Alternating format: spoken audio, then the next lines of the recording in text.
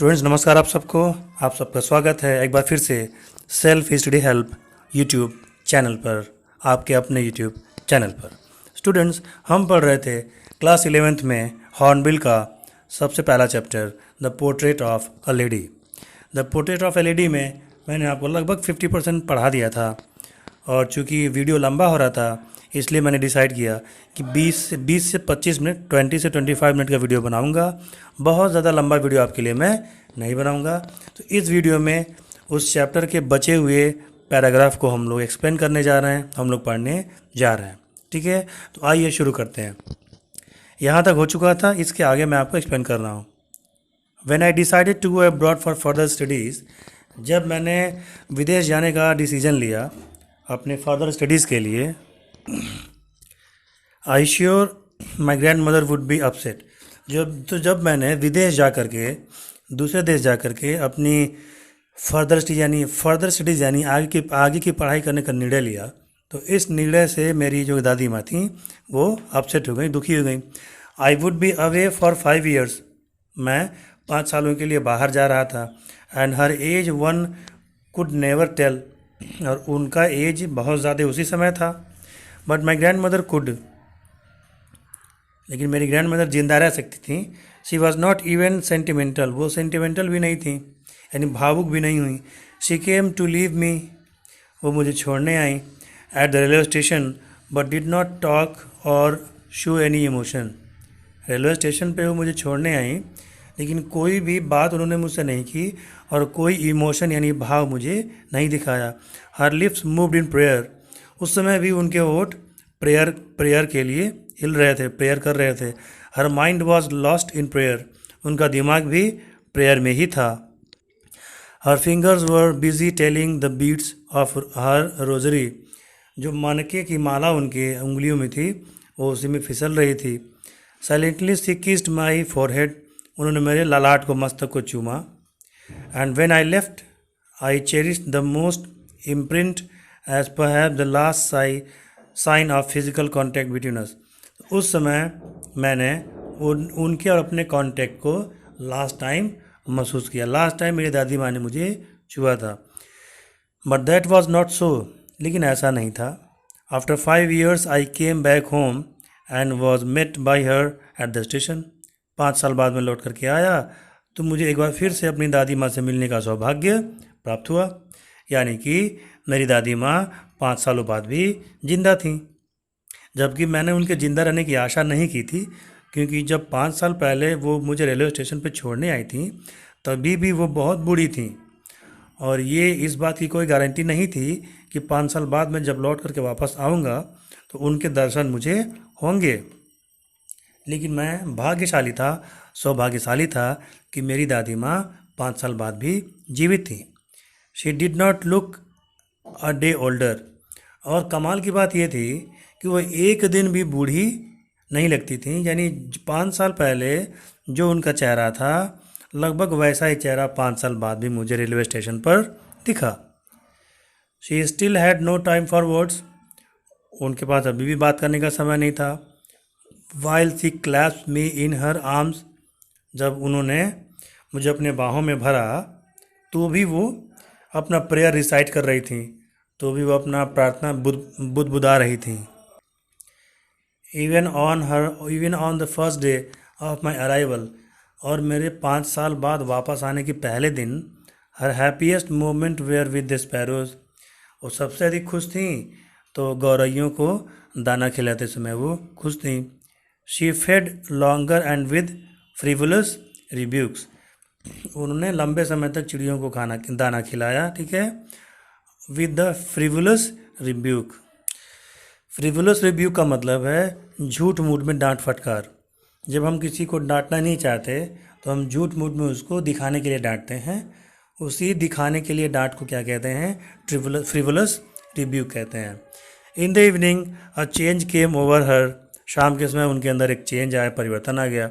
She did not pray, उन्होंने pray नहीं किया, प्रार्थना नहीं की। She collected the woman of neighbourhood, उन्होंने अपने आसपास की पड़ोसी औरतों को कलेक्ट किया। गॉट एन ओल्ड ड्रम, पुराना ढोल ले लिया उन्होंने। एंड स्टार्टेड टू सिंग, और गाना चालू किया। For several hours she thumped the sagging, और कई घंटों तक वो thump the sagging skin of the dilapidated drum, जो ढोल आधा फट चुका था उस ढोल को लिया उन्होंने और उसकी खाल को पीटने लगी, यानी उसको बजाने लगी। And sang the homecoming of warriors, और योद्धाओं के गीत गाने लगी। We had to persuade her to stop to avoid overstraining training, हमको उन्हें रोकना पड़ा, क्योंकि हम जानते थे कि अत्यधिक गाने से, अत्यधिक ढोल बजाने से उनके अंदर थकावट उनको हो सकता था, क्योंकि वो बहुत ज़्यादा बूढ़ी थी। That was first time since I had known her that she did not pray, ये पहला ऐसा समय था जिस दिन उन्होंने प्रे नहीं किया, प्रार्थना नहीं की, और ढोल बजा करके अपनी खुशी जाहिर की और अपने दिन बिताए। The next morning she was taken ill, अगली सुबह वह बीमार पड़ी। It was a mild fever and doctor told us that it would go, mild मतलब हल्का बुखार था। डॉक्टर ने कहा कि वो बहुत जल्दी ख़त्म हो जाएगा। But my grand mother thought, doctor ने कहा कि बुखार बहुत जल्दी ख़त्म हो जाएगा। But my grand mother thought differently, लेकिन मेरी दादी माँ ने दूसरे तरीके से सोचा। शी टोल्ड अस दैट, उन्होंने हम लोगों से कहा that her and was near, कि उनका अंत अब नज़दीक आ गया है।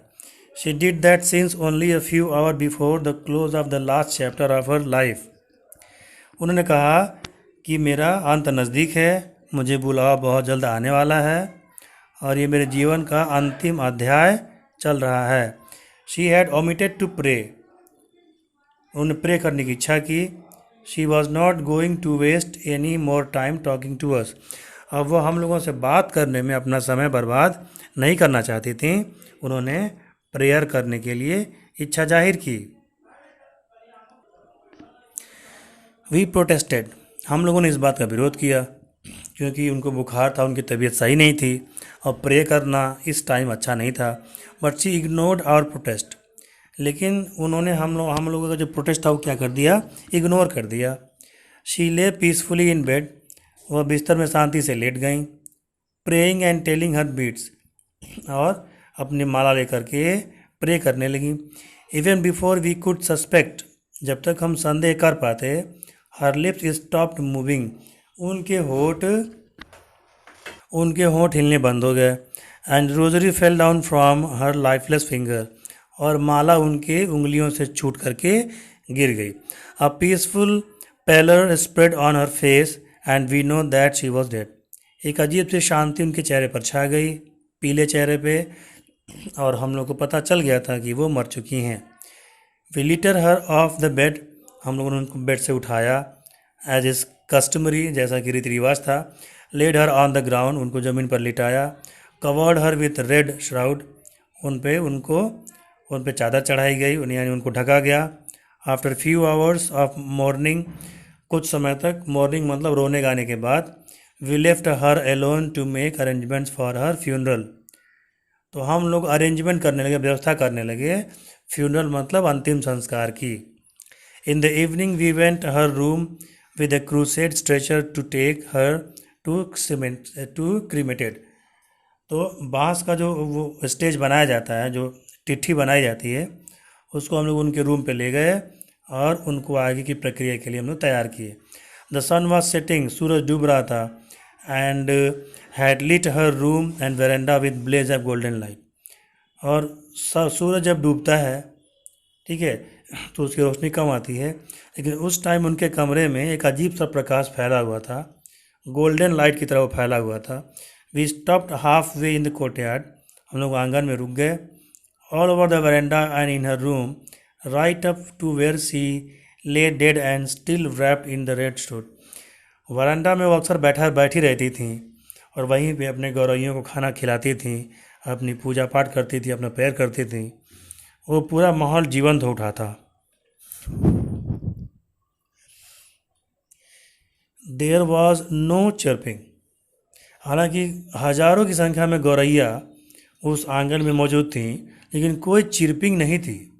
किसी गौरैया के मुंह से कोई आवाज़, चिड़िया के मुंह से कोई आवाज़ नहीं निकल रही थी। ऐसा लग रहा था कि गौरैयों को भी मालूम चल चुका था कि उन्हें खाना खिलाने वाला अब इस दुनिया में नहीं है। We felt sorry for the birds and my mother fetch some bread on them. हम लोगों को चिड़ियों के लिए दुख महसूस हुआ कि अब उनको नियमित समय से खाना खिलाने वाला, दाना डालने वाला इस दुनिया से चला गया है। मेरी माता जी ने कुछ रोटी के टुकड़े लाए और उनके सामने डाल दिए। She broke it into little crumbs. Crumb मतलब रोटी के छोटे छोटे टुकड़े होता है। तो छोटे छोटे टुकड़े करके रोटी के मेरी माता जी ने उनके सामने डाल दिए। The way my grandmother use to. जिस तरीके से मेरी दादी माँ वहाँ डाला करती थी दाना, उसी प्रकार से दाना डाल दी। And threw it to them. और वहाँ दाना डाल दिया। The sparrows took no notice of the bread. और हैरानी की बात यह है कि उन गौरैया चिड़ियों ने उस रोटी के टुकड़ों पे कोई ध्यान नहीं दिया। When we carried my grandmother's crops off, they flew away quietly. और जब हम लोगों ने अपनी दादी माँ की लाश उठा करके अपने आंगन से, वरांडा से बाहर निकाला, तो वो गौरैया जो चिड़िया थीं वो चुपचाप जो है कि उड़ गईं। Next morning the sweeper swept the bread crumbs into the dustbin. अगली सुबह जब झाड़ू लगाने वाला आया तो उस झाड़ू लगाने वाले को उस रोटी के टुकड़े वहीं पर पड़े मिले और उन गौरैयों ने उस रोटी के टुकड़े को खाया नहीं था। देखिए राइटर ने कितना सजीव चित्रण किया है और ऐसे लग रहा है कि हमारे आपके घर, हमारी आपकी दादी माँ के मरने का दृश्य यहाँ पर रचा गया है। अगर आपकी दादी माँ आपके सामने अगर मरी होंगी तो निश्चित रूप से उस टाइम आपने जो भी किया होगा या वो माहौल होगा, आपके दिमाग में इस समय एक सिनेमा की भांति चल रहा होगा। ये होती है पावर अच्छी राइटिंग की। राइटर ने यहाँ पे इस सीन को जीवंत कर दिया है और ऐसा लगता है कि ये सिर्फ राइटर्स की दादी माँ की डेथ नहीं थी, ये हमारी और आपके घर में किसी सदस्य की डेथ मालूम होती है। इस सीन से हम लोग को एक भावनात्मक जुड़ाव हो जाता है और एक एक सेंटेंस बाय सेंटेंस ऐसा एक पैराग्राफ को रचा गया है कि जाने अनजाने में हम इमोशनल हुए बिना नहीं रह सकते। इसके साथ ही चैप्टर का एक्सप्लेनेशन ख़त्म होता है और उसके बाद शुरू होता है क्वेश्चन आंसर का सिलसिला। तो इस चैप्टर के क्वेश्चन आंसर्स तो आपको दे ही दिए जाएंगे, आपको लिखवा दिए जाएंगे, ठीक है। और इस चैप्टर के क्वेश्चन आंसर मैं प्रयास करूंगा कि इसको पीडीएफ में बना करके, इसके आंसर में पीडीएफ में लिख करके और वीडियो के डिस्क्रिप्शन में मैं डाल दूंगा, वीडियो के डिस्क्रिप्शन में भी डाल दूंगा। और सेल्फ स्टडी हेल्प नाम से ही मेरा टेलीग्राम चैनल भी है, उस चैनल पे भी इसके क्वेश्चन आंसर आपको मौजूद रहेंगे। डिस्क्रिप्शन में भी मैं क्वेश्चन आंसर डाल दूंगा, आप वहाँ से भी क्वेश्चन आंसर को नोट कर सकते हैं। तो मिलते हैं आपसे अगले वीडियो में एक नए चैप्टर के साथ। वीडियो आपको पसंद आया हो तो इसे लाइक कर दीजिए और अपने दोस्तों के बीच इसको शेयर ज़रूर करिए।